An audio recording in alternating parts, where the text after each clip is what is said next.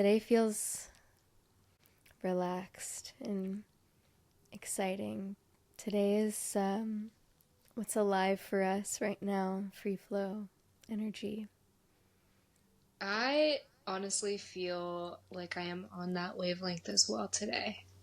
Feels very uh spacious and unserious and productive, but also relaxed. And I feel very good. You feel very good. I feel very good. And funny thing is, I do believe so much of that is because I ate a lot of pumpkin pie last night and binge watched TV, which I never fucking do. But I have to say, that was one of the most refreshing things I've done in a really long time. Like, I was shown the benefits of being a couch potato sometimes. It is necessary for all of our well-beings. Not all the time. Not all the time, y'all. But I was putting so much pressure on myself to always be productive in any capacity. Like, if I am rest, it is productive rest, meaning I am reading a self-help book. Like, or I am meditating, or I'm painting. But, like, it always had to be in alignment with my ideal self. And I think that there is so much benefit to that. Um, and all those things that I mentioned are genuine rest. But I was thinking a lot about one of our insights about our Peru trip and like how we do things sometimes to love ourselves, not as a form of loving ourselves. And I realized that some of the things I was doing was a means to love myself rather than an expression of love for myself. And so last night I loved myself by watching 3 episodes of Nobody Wants This and eating an amount of pumpkin pie that I'm not going to disclose. But it was really good and I have no regrets and I feel awesome. So, As you should not have any regrets. As you yes. should, but as you shouldn't. Yes. Yes. And it's so good. It feels so much better when you spend more often than not your rest time creating over consuming Mhm. so that you can not feel guilty consuming when it's not every single day, every single Mhm. rest Mhm. moment, like even Oof. if let's say you give yourself like 3 chunks of time each day to rest and two of those chunks of time you're creating over consuming. And that could even Mhm. mean like not I guess I don't want to say creating over consuming. I guess I was thinking about when you said painting, but then there's also reading a self-help book and meditating, which is Mm. not creating. That's technically consuming slash sitting in awareness. So Yeah. I guess what I mean is I mean, yeah, when you're reading a self-help book, you're consuming, but you're also creating new neural pathways. Same with Mhm. meditation. And it's like, it's something you really do have to put a little bit of thought into Oh, and totally. It takes effort. intention and presence. Yeah. So sitting and watching a TV show that you can straight up just sit there and watch and enjoy and enjoy the yummy taste of a pumpkin pie is just like, there's no effort going into that, and that's good. None. It Good. was so Just good. that's so Oh, it good. felt so good. I feel more refreshed after that than I have in a minute. And yeah, very grateful. Very, very grateful. Yay! I'm so proud of you. Thank you. You know what? Honestly, it did take some effort to get there because I had to sit with like these thoughts and these feelings of like, ugh, I shouldn't have done that, or oh, like I watched three episodes of TV and then closed my laptop and went to sleep. Oh my gosh, the blue light's gonna affect my sleep. Like, I Me as did have fuck. to deal with those thoughts. But then I was like, you know what?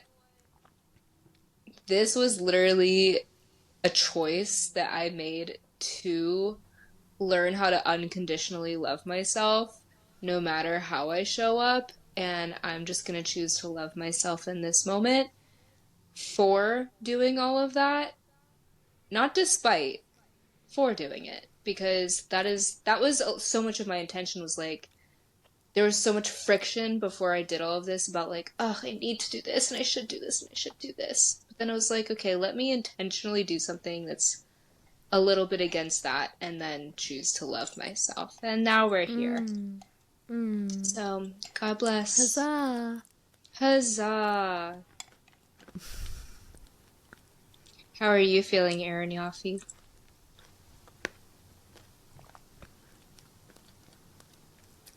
I just nod on a nod. Yeah. Noshed, nod on a goji berry. I love goji Mm. berries and yogurt. I literally can't even eat yogurt or oatmeal anymore if I don't put my goji berries on it. I can, but I just love them. They are so packed with flavor and they are protein full as well. Ooh, I did not know that. Yeah, they're amazing. Um, but otherwise, uh, in the more general sense, I today I feel so nice and life has been such an up and down roller coaster lately. As an update, I ended things with my partner, which Evelyn already knows, but this is more for our audience.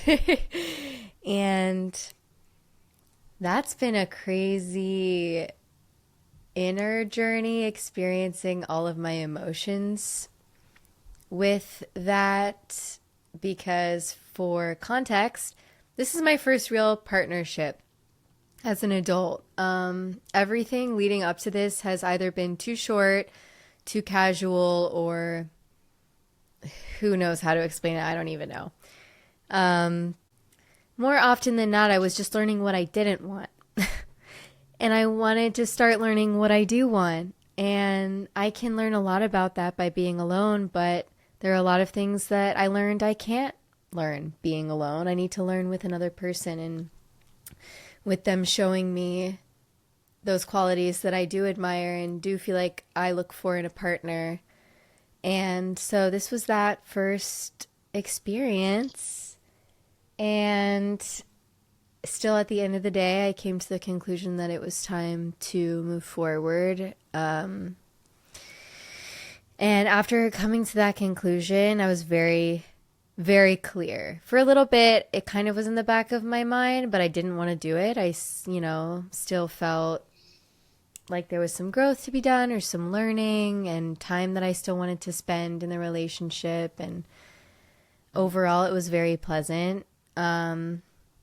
However, once I knew, and I couldn't continue to sit on it. So ending that it was beautiful. When I initially ended it, there was good reception in space and still so much love. And then I was super busy. And then as soon as I wasn't busy and had time to process, I felt really melancholic and upset and sad and questioning if I made the right choice and realizing that it was just the missing space now in this change and this shift that of course I'm grieving. And then it's so funny because I was like, oh, this is interesting. I guess this is the process of losing something, feeling the loss.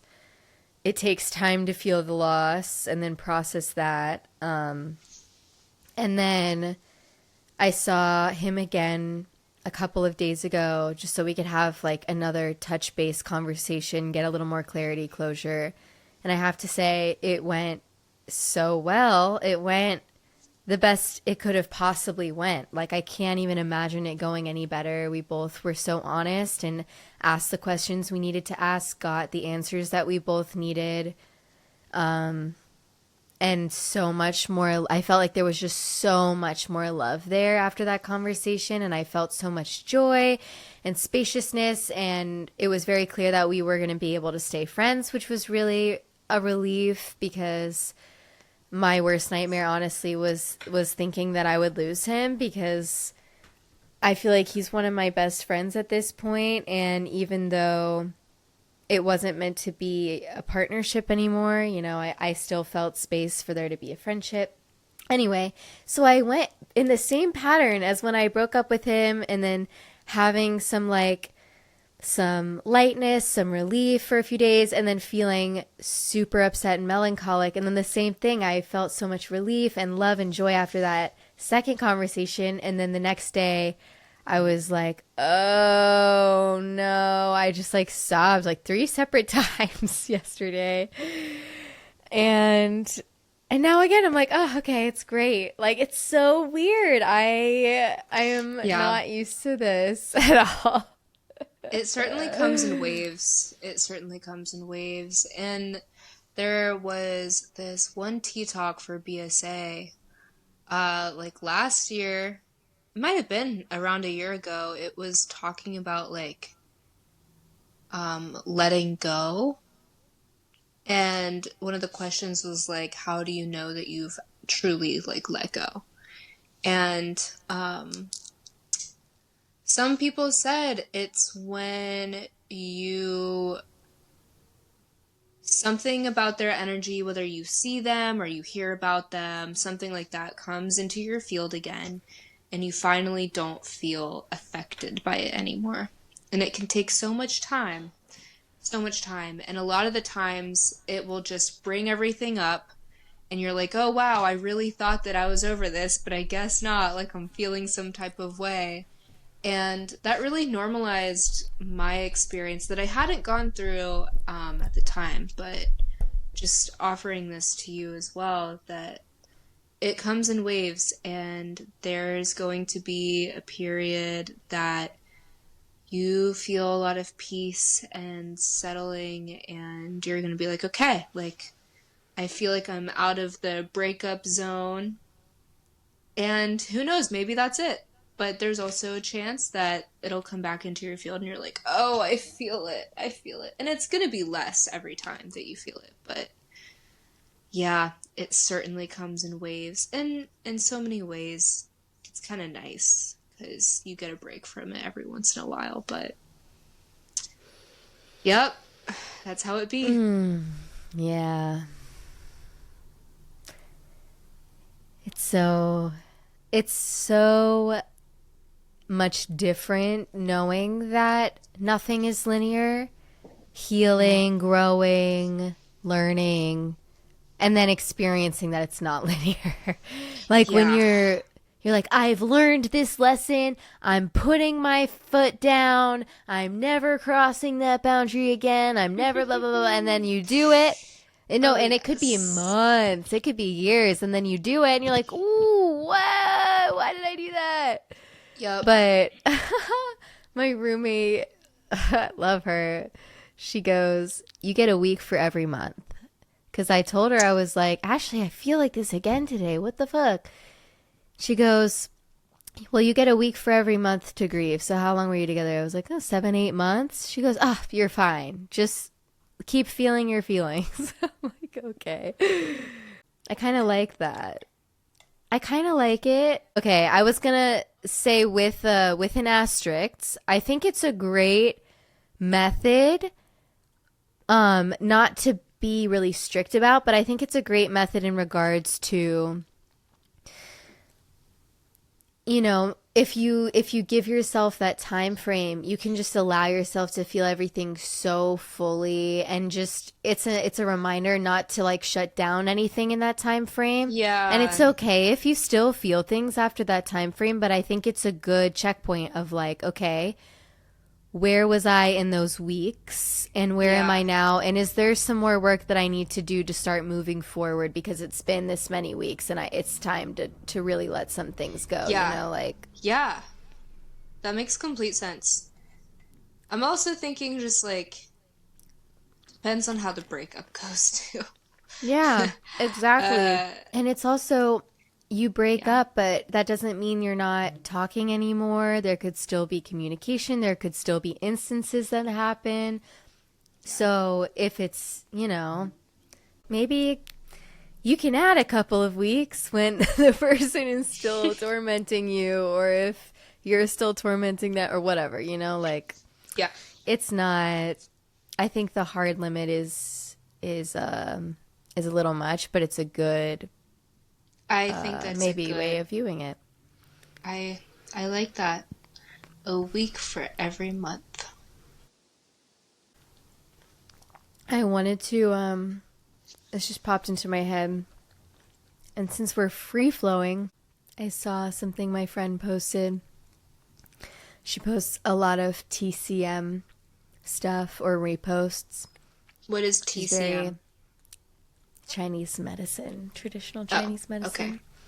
Gotcha. And yeah, she wants to study and go to school for acupuncture and other TCM modalities. I feel like if I were to go back to school, I would go to school for that. But she posted about the sacred no and how in Mm, wintertime the land says no. It recoils, it goes back into the earth, everything dries up, melts back into the ground, fades away, is covered by the snow, the animals hibernate, and conserves energy.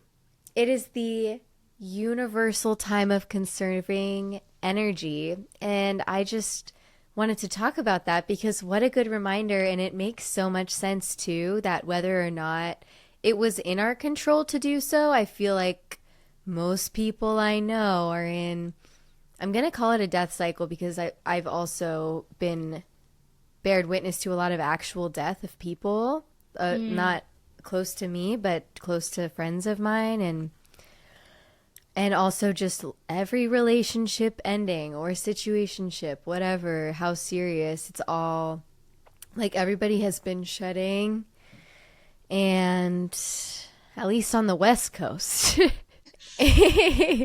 and and yeah, I feel like what a good time to do so. I really wish I didn't have to do it right now, but also I can't ignore my sacred no. Like, it's yeah. time to let go. Yeah. That is such a beautiful way of putting it, and we totally have to honor ourselves as a part of nature, connected with the seasons that the earth goes through.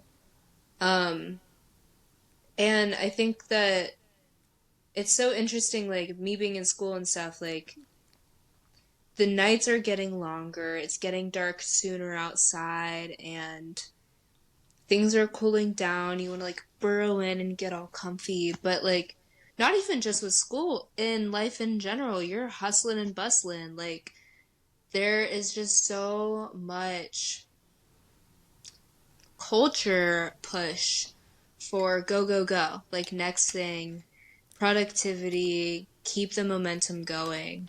But our ancestors at this point got their last little bit of harvest and they're hunkering down. Like they are hunkering down for winter and then they stay inside and they do what they can and they maybe go outside to get some firewood and I don't know what else they would have done. But I don't know, make music. You can do that. But it's just interesting how much we feel like we don't have a right to say no in work, in school, in social life. There's just constant movement, constant action. And I think that, I mean, seasonal depression happens for a number of reasons. And I Mm. can understand how seasonal depression would also happen because we are supposed to be coming more inwards and we're not allowing ourselves to. And so there's just like inner dissonance, and your body is naturally just like feeling more heavy and tired, but you're not allowing yourself to feel that. And so there's that inward fight. It's interesting. It's really interesting. I appreciate that point. Bringing in the seasonal depression aspect of it all as well is so true. That made me think about the word depression. Mm, And depression, like I think about physically, like the depression of your shoulders. They sink down, like you said, mm, they get heavier. And that's a good thing. You should depress your shoulders. Sometimes in yoga, when I'm teaching, I want to say, feel your shoulders depress. But I feel like there's a really big negative connotation to the word depress or depression of shoulders, whatever, yeah. depression in general. So I don't want to use it, but it could, a part of my brain kind of sees it as a release. Like the physical body is going from this state of lightness, movement, creation, lots of activity in the physical world to slowly shutting down, getting heavier, getting colder, needing more warm, nourishing foods, needing more layers of clothing, more comfort and ease and protection. And with all of that added stuff, there has to be, yeah, more of a slowing down. Mm-hmm. And I've that's not where I was originally going to go with it, but then I started to think, I mean, yeah, you really already said it, but I guess I'm just really excited to think about how I can still achieve my goals and continue to grow through the winter, because obviously it's not realistic to just stop all Mm-hmm. things, but how can I honor being in the winter Correct. season and going slower and learning how to move slowly and more intentionally Mm-hmm. while still honoring my needs? And I feel like that's exactly the clarity that I got a few weeks ago. Was, where is my energy going? It's going to all of these different places, and I'm doing a lot of things with a lot less presence because there's so much on my mind, there's so much on my plate, and I can't fully dedicate myself to what I'm doing. So my journey up until this point has been, how can I simplify as much as possible? Simplify the outfits in my closet so I don't have as much to choose from. Simplify like the meal choices every day, having less to do every single day so I can spend more time doing each thing, having more opportunities maybe, but less that I say yes to so that I can honor each opportunity with more of my capacity. And yeah, the theme is just doing less with much more intention and energy. And Yeah, I think that's the key right there. I actually, just you talking, I was better able to envision and feel in my body like what that actually is like to live. And I think that makes a lot of sense because you're right. Like, it's not realistic to just say no to everything. Got to pay our bills. We got to keep working towards our goals. We are members of society. We also have to take care of ourselves. And a lot of that does mean doing the movement and working on our creative projects and working on our careers, and like that is a form of nurturing of the self.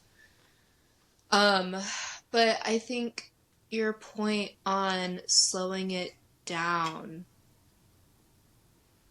is essential because there's just so much like rush energy, especially in the springtime and the summer. Like you're alive and the sun is out and you want to go out and be with friends and go on adventures, and like there's such high energy with that.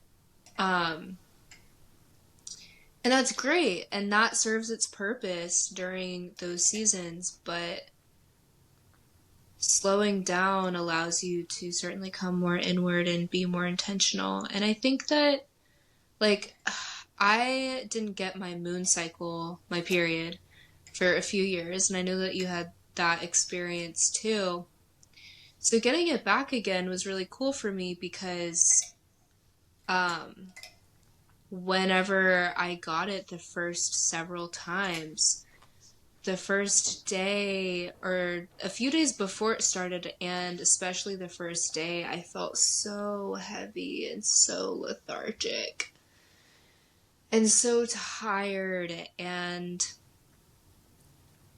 I would feel so much like friction within myself because I'd be like, no, like I have to work, I have to get this task done, I have to do this thing.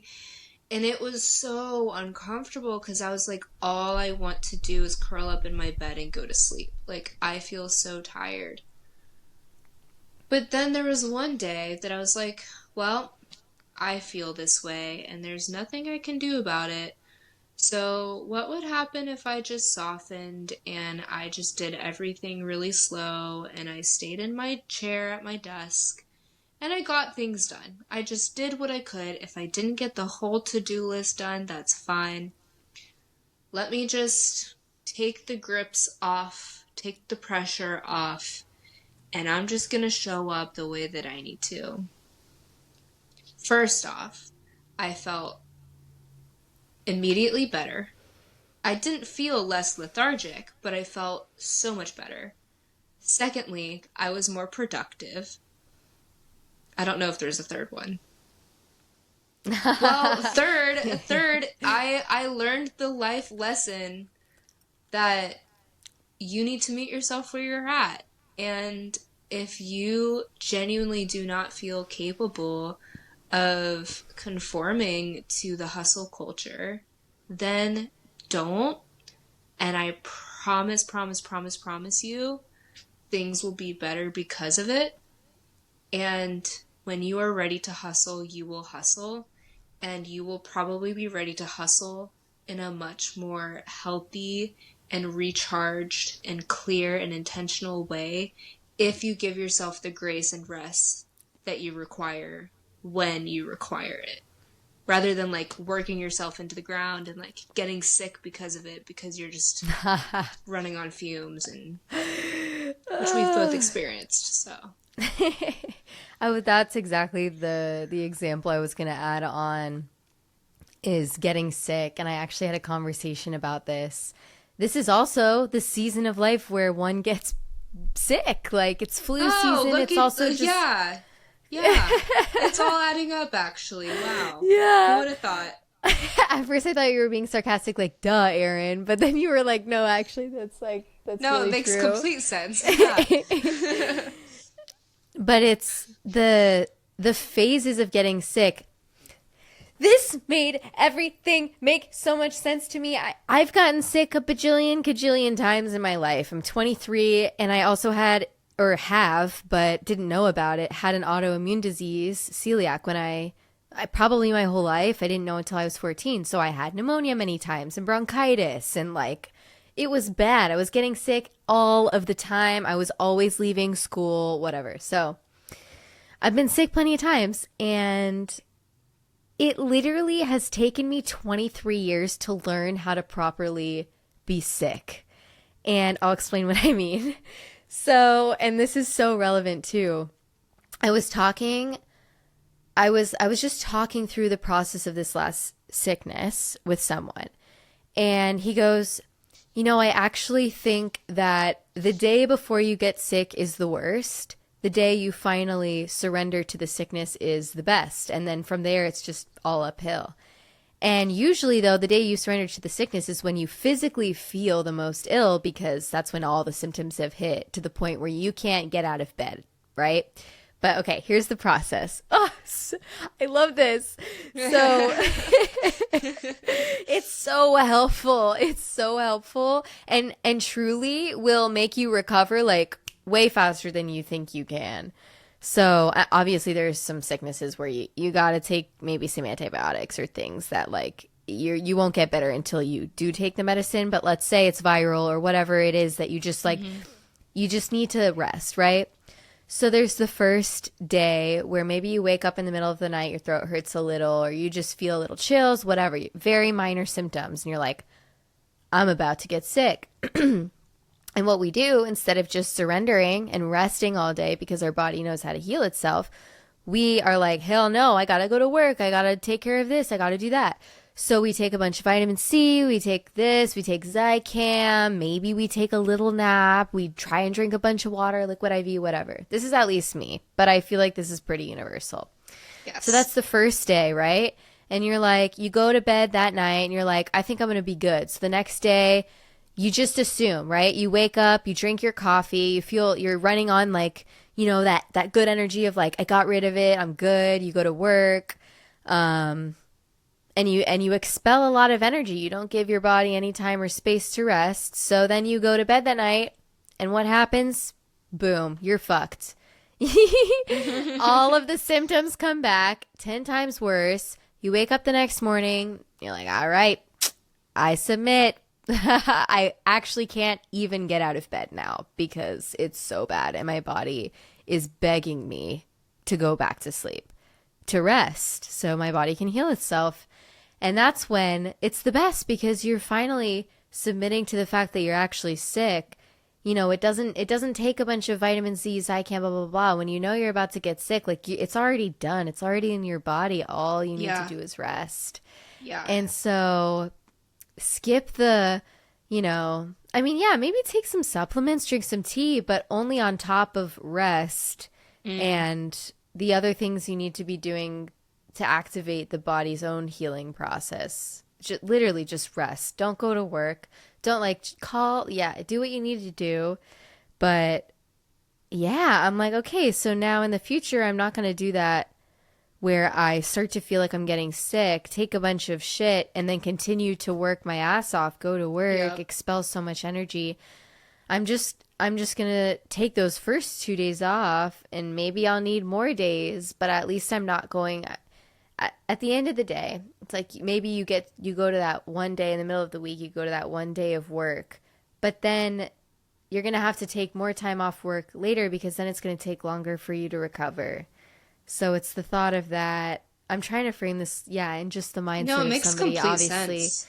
you need to attend to your things, but you do have to rest, or you are gonna have to take more time off than you want, and the sickness could get worse than it might have, and you could give it to people. So Giving just it surrendering. to people. Yeah, I think the tough one with me with that is that there have been moments where I have felt sickness coming on. I'm like, oh no, it's coming. And I'll do all the things and then I won't get sick. But then I never took work off. And so then I didn't miss anything. So then I'm like, oh man, like, that's the hard one for me is because, like, I could always take the risk and not miss anything and still be productive. And then it gets hard. Well, wait. But you didn't get sick, so then. Yeah, but if I took a day off because I was like, oh man, I think I'm gonna get sick, then I miss a day or two of work, but I wouldn't have gotten sick in the first place, and so I just missed a day or two of work. Yes. And that's true too. I guess what, using your discernment of really listening to your body and Yeah. Yeah, I I mean, think context clues too, because I'm thinking hmm about the last time I experienced this, and I was aware of all the people around me, and they were all struggling with allergies. And so it's like, I think this is just allergies. And I think hmm it ended up just being allergies. So you're right. Discernment. There's certainly some illnesses that you're just like, I know shit's about to go down. And in that case, now you know how to be sick properly.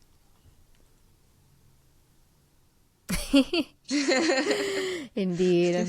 Yeah, because I Title mean, of this episode. how to be sick How properly. to be sick properly. I know. I know when it's about to be allergies, and I know when Yeah, you it's have a not. lot of experience with allergies. Yeah, man. And this last time I was like, I immediately knew it wasn't like when I have allergies, I don't get any chills, I don't get any body aches. The My chills and throat the body doesn't. aches are very strong markers. Yeah. Whew, yeah, I didn't that's a even good get a point. fever. It was like one of the worst sicknesses I've had in maybe like a couple years, and I Oh never got a man, fever, but I could feel it. My body was like fighting for its life. Oh my god. oh, being sick sucks. It sucks. But it's But it's also like, we've all but also, it's nice to have genuine permission to rest. Because when you're Mhm. sick, the only thing you can do is rest. And if I'm really, really, really, really, really sick, I will be like, fuck this. I'd rather be at work at my desk. Like, there's some sicknesses where it's like, this is not worth it. I don't want to be in this position. But the sicknesses that are like, I feel like shit, but I don't feel like shit enough to not enjoy. Wait, The rest. the rest in the movie that I'm about to watch. That's nice. That shit's nice. Mhm. That shit's nice. I got But to also watch just all intentional of ones. Yellow Jackets when I was sick. Ooh, That was great. I hear good things about that. You can learn a lot about surviving in the winter from that show. Ooh, I literally okay. I want to learn how to survive in the woods by myself so bad. And Me too. the more that I've gotten used to witnessing my thoughts, the more I've realized how much my brain will come up with catastrophic events in my head. I frequently think about like worst case scenario type shit where I'm like, what would I do in this situation? And then I'll come out and like, oh my god, this is not real, and I just put my body in fight or flight thinking about this. But I do think that wilderness skills would be awesome to have. And I would love to do a little retreat where I just learn how to forage and like make fire between two sticks and find sources of water and build shelter. I think that would be fucking awesome. I agree. I think you would really like this show. It's very intense, but it's very beautiful, and the ways that they survive are insane, but also very true. And I thought about the phrase wilderness literacy. I want to have wilderness Oh my literacy. god, yes, wilderness literacy. You know how to read the trees. Exactly. I think it would be so fun. Well, it would be so fun if it was a dedicated time to learn and not in an actual emergency situation. Yes. However, my friend did a ceremonial fast in a mountain range in California, and it was a 4-day fast. This is wild. She's with a Native American tribe, and before the fast begins, they go out into the woods with a few liters of water or gallons. It's a water fast. So they go out into the woods and they find a spot. They they find a spot. Some of the people brought some of the gallons of water out, so they didn't have to bring all of the gallons at once. And then they just have a general idea of how to get back to where they're all staying. Wow. And then they, on the day, the first day of the fast, they all go back out into the woods to the spots. And they stay there for 4 days. And it's called dying. Like they're dying in the woods with 4 Oh my gallons of God. water and a sleeping bag, no tent, and like a toothbrush, you know. She said that there was a buddy system where you go out to like a meeting point with one other person and you just have stones there, and the only way you know if the person is still okay is if they have moved the stone like once a day. So you have to go out to that spot. Yeah, but it's not foolproof. It's not, they don't go out there with you. They don't check on you. You just go out there. On the 4th day you go back. So yeah, oh my God. She told me a little bit about, her experience. Obviously, a lot of it, is a little bit more inner journey that you can't just explain all of that to someone who hasn't Yeah. experienced it. But Oh my yeah, gosh. I very mean, intense. so intense. And it's like one thing to spend 4 days in the wilderness with friends, like just that decrease in stimulation, you already come inward. It's another thing to go into the wilderness or go to a cabin by yourself. That's a whole other thing.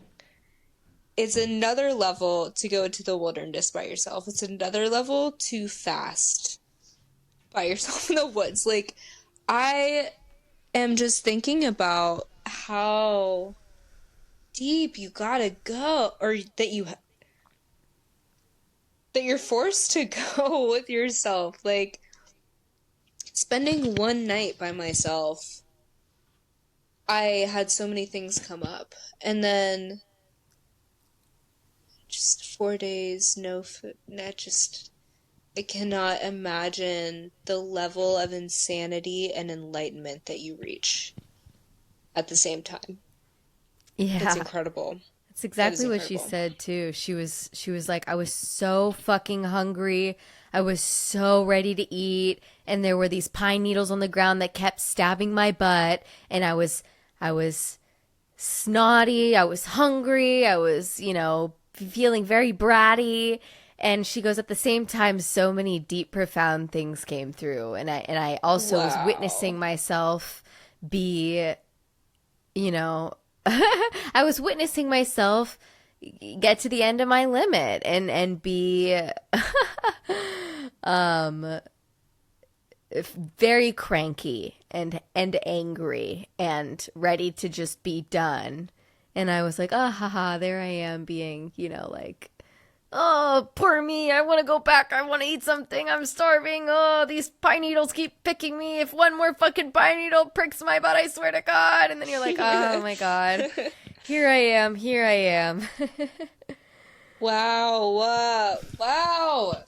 We're literally just fucking animals, and it's so crazy just seeing ourselves with these fucking automatic thoughts and behaviors and just being like, damn, you're creating so much drama right now, and you're so in it, but like, it's just that balance of both. Ugh, what a story. I hope I get to talk to them someday.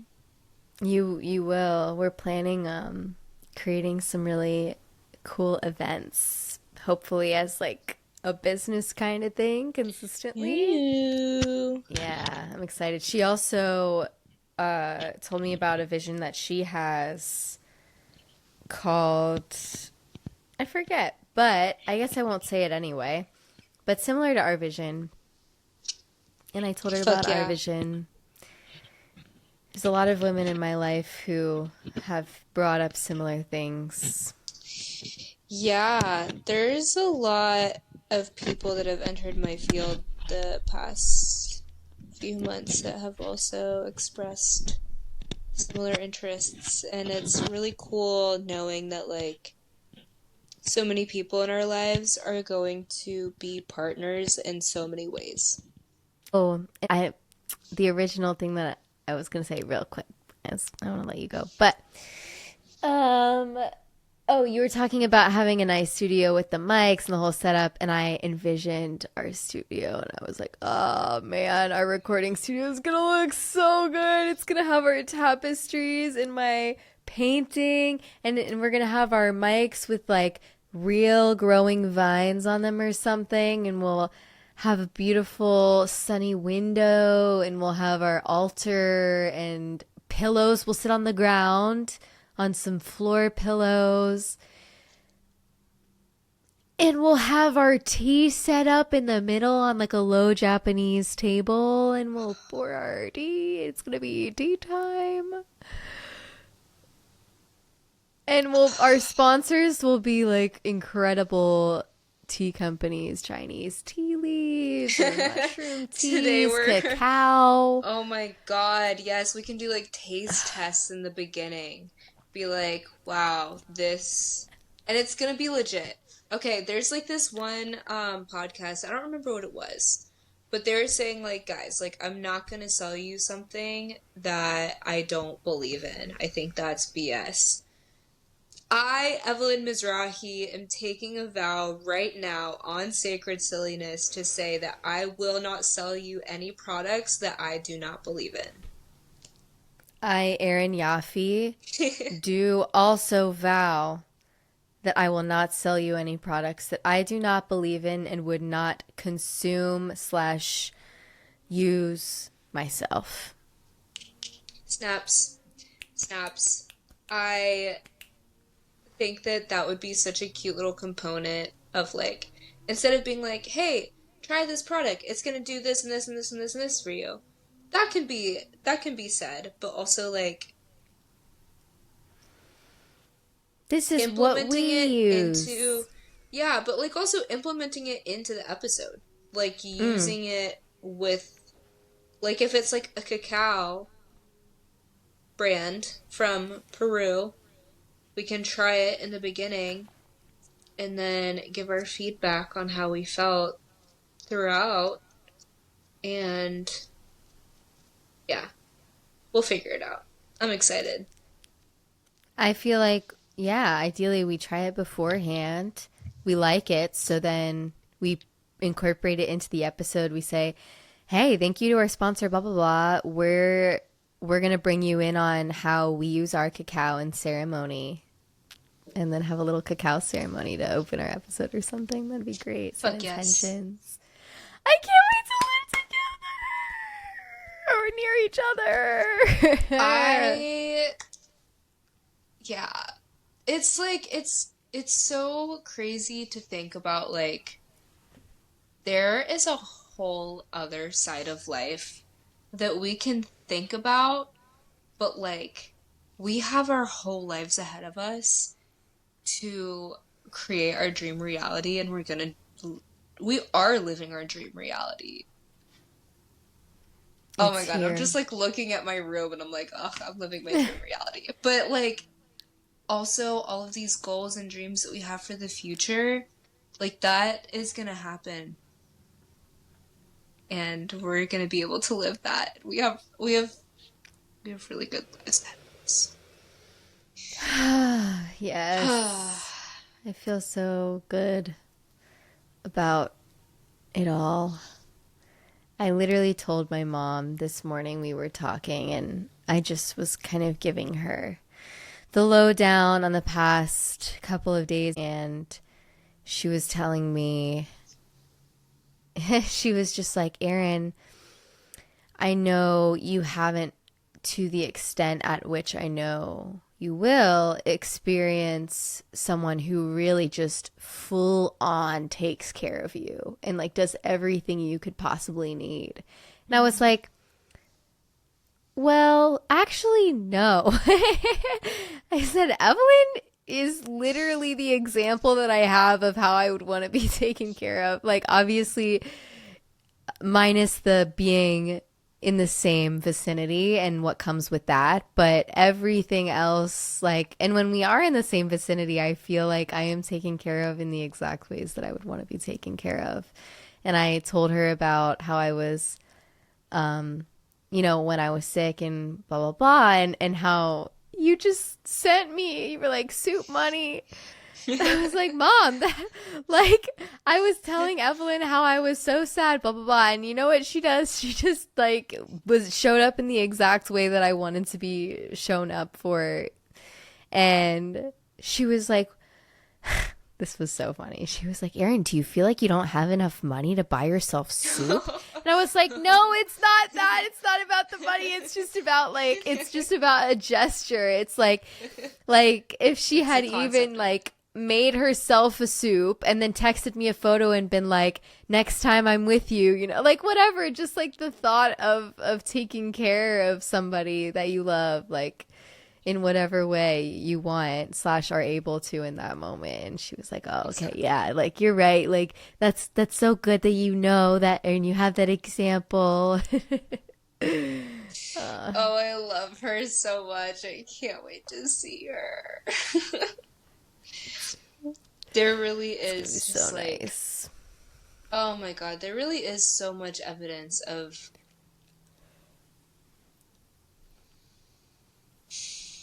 um the ability to trust and the safety in trusting the right person. Like, I was thinking on my drive recently, I think it was like 2 days ago, and in the past, I was thinking, like, you really can't trust anyone or rely on anyone but yourself because someone else is going to disappoint you. And I agree with that. I do agree with that. But also, like, I'm going to disappoint myself sometimes. Can I always rely on myself? No. Most of the time I can, but not all of the time. And I have literally reached a point in some of my relationships where it's like, I do fully and wholeheartedly trust the other person. Not in the sense that I trust them to never hurt me, but I trust that I know their heart enough to know that their intentions will never be bad. And sure, they're still human and they have their egos and they're not fully enlightened, and so there could be moments where they have to choose themselves over me or where they show up imperfectly. But I know for a fact that the core of who they are is loving, and if there was ever a circumstance where I felt let down, if I communicated that with them, they'd be like, oh my God, I'm so sorry that that happened. Maybe I wouldn't change what I did because I needed that for myself. However, like, that was never my intention to harm you in any way. Like, I've reached a point in some of my friendships where I do trust them as much as I trust myself. Like, I don't know if that's crazy, but I I I trust you so much. Like, I have seen your heart. I've seen your wisdom. I've seen your mind. I've seen your ego. Like, even your ego is so beautiful. And there's a few other people in my life that, like, I've also reached that point. And it's freeing in so many ways. I So completely many agree. ways. I completely and utterly agree, and I don't think you're crazy at all. And I think the most beautiful thing and way to know if you can trust them is when you do feel some type of way. You feel like maybe they didn't honor you in the way that you would have wanted in a Mm. particular moment, or maybe even if nothing happened between the two of you, but you maybe wanted to show up in a certain way and you weren't sure, and then just told them, hey, I actually felt this way. Is it true? Is it not true? And they meet you with such Mm-hmm. openness and love and Mm-hmm. spaciousness.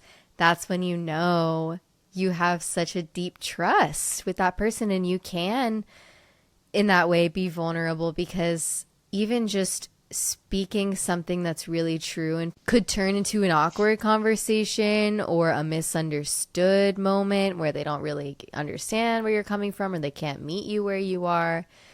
And then, but they do, and they surprise you, and they can just be so loving and accepting. Then it's like, ah, okay. I mean, no matter what this person does, I know that they don't have any intention to harm me. I know that Yeah.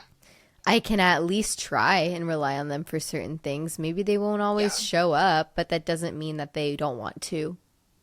Yeah. And that's all that really matters. I had a moment with my friend, one of my friends out here who's become a closer girlfriend, and we've been like developing a sense of trust. And I've been there for her in some moments. She's been there for me in some moments, but we don't get to see each other often because we live kind of far and our lives are quite different right now. But also, I already kind of felt like a natural trust and love towards her. And I think she was experiencing her own self doubt that she had projected onto me, and not a negative way on my end, on my part, but there was something that I we had agreed she was going to come to that I was doing, and we communicated about it. She said she might be late, and then ended up ghosting and just not showing up at all. And my assumption was like, it's okay, she couldn't do it. It was like too much for her, whatever. And I was right in that assumption, but she was so mortified and scared that I was going to be upset with her, that I was going to be like that wasn't okay, that she reached out and was like, I am so mortified, I'm so sorry, blah blah blah. And I responded, I was just like, hey, like, totally get it, you got to do what you got to do, hopefully I can see you soon. Because truly I was like, whatever, like I wasn't counting on her for anything, I just thought she was gonna come. She didn't, like, it also wasn't a plan with just the two of us. But it took her like 2 weeks to respond to that text. And when she finally did, she sent me a voice memo and she went, oh my God, Erin, I literally avoided opening the text because I saw that you were like, it's all good. But I thought that the text underneath that I couldn't read yet was going to be like, but it's not okay that you did that. And I really expected better from you, or something like that. Something that I would Wow. never fucking say. But I was like, wow, the fear and like the anxiety there. I was at least happy to be the person that didn't send her that message. And once Yeah. she did, move past the fear and checked to see what it said, it wasn't what she thought. And she was like, I feel so silly for thinking that you were upset and blah, blah, blah. And I was like, oh man, like, it's all good. Yeah, man. Our brains can uh, really just convince us and hold us back from so much. And like, it doesn't make us wrong when that happens, but it's so important to recognize that, like, sometimes the things that our brains are telling us are not real. Like, just because a thought or a feeling happened doesn't make it true. And that is a really, really good lesson to learn. And I try to remind myself of, and like think of like moments in my life where I had been so convinced of something and then it ended up not being true. Or I assumed something was happening and then I was like, oh shit, wait, no, that's like, I just learned more information. I realized that that was absolutely not the case. And so it's like, a question all of your thoughts, look for the evidence, the hard evidence. Um, and I think choosing trust is typically a really good spot to go towards, but shit's hard. Shit's hard. Our minds are so convincing, and confirmation bias is real, but it's something that we need to be aware of because it's so easy to get trapped. It's so easy to get trapped, and it's hard to challenge what your brain is convincing you is true, but essential for living fully. It Absolutely essential. truly Because it is. it makes me wonder too, like what would happen if your friend opened the text earlier, or I don't know, just communicated that she couldn't go to the event and things like that. I can't really personally think of like alternate realities because I don't know like the situation in her life and things like that. But in general, like how many Mm. instances has this happened too? And gotta And just gotta saving live. yourself before you go down the spiral Yeah. of potential outcomes. And And we it's all go down always, that spiral sometimes. oh, yeah. Oh, yeah. Every time I've gone down I this. go down it, I lately have been getting a little bit quicker with just Yeah. noticing it and being like, yep, these are the fears that I have. And I won't Mm-hmm. know if they'll come true until the thing actually happens. So the Yeah. best thing I can do is acknowledge my fears and Yep. just live right now. And Yep. the fears are probably still going to be there. And I'm probably still going to feel a little anxious because I can't convince myself otherwise. Yeah. But I can not ignore them, but I can just work on what I can work on right now, which is whatever I need to focus on in this now moment. And if that's Yeah. easing my anxiety, then okay, does that mean I need to like be more present in my work? What am I doing right now? Can I go for a run? Can I do some yoga? Can I talk to a friend and tell them my fears and say them out Yeah. loud? And I don't think Yeah. that's making them real. I think it's just making them less important. I think it's almost making them less real. Like you just say, "Oh, I'm scared that this could Yeah. happen and this could happen." And then you listen to yourself talk and you go, gosh, probably none of those things are going to happen. And my mind is just going on survival protection mode to make sure that I don't do anything stupid. Yeah. So, I also think that not acknowledging the fears and like working through it, like our mind is truly an amazing tool. It can use us as a tool sometimes, but it can really help to think things through because when you think about the whatever you fear coming true, you can also then go, but if this does end up true, I will be okay and I will work it out. But if you don't acknowledge the fear and it's just looming there, then you don't even reach that point. You just live in that fear and think something's gonna happen, something's out to get you, something bad is gonna happen, and you never realize that things will be okay even if the fear does come true. Because I had that circumstance happen. I told you a little bit about the situation where I got a text message from my landlord. I still haven't talked to her. I'm gonna talk to her tomorrow, and frankly, I'm terrified. I'm terrified because she has so much authority over if I stay in my home or not. And I think I'm gonna stay in my home, like genuinely. But there was so much fear coming through. And it was also manifesting as anger and defensiveness and like all of these crazy things. I had to be like, I feel scared. I feel scared right now. I genuinely feel fear and I feel like I don't have control. And that's all that I could do in the moment.